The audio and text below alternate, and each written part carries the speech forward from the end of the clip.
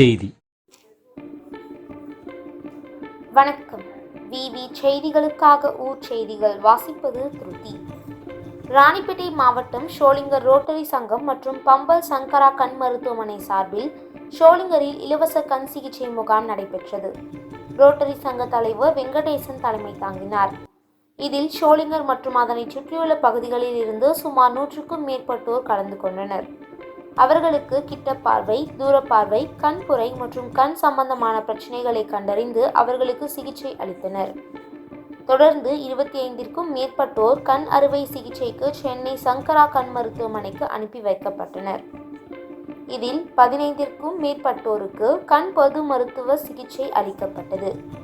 முகாமில் டாக்டர்கள் ரூபேஷ், நேதாஜி, கீர்த்தனா மற்றும் ரோட்டரி சங்க உறுப்பினர்கள், பொதுமக்கள் என பலர் கலந்து கொண்டனர்.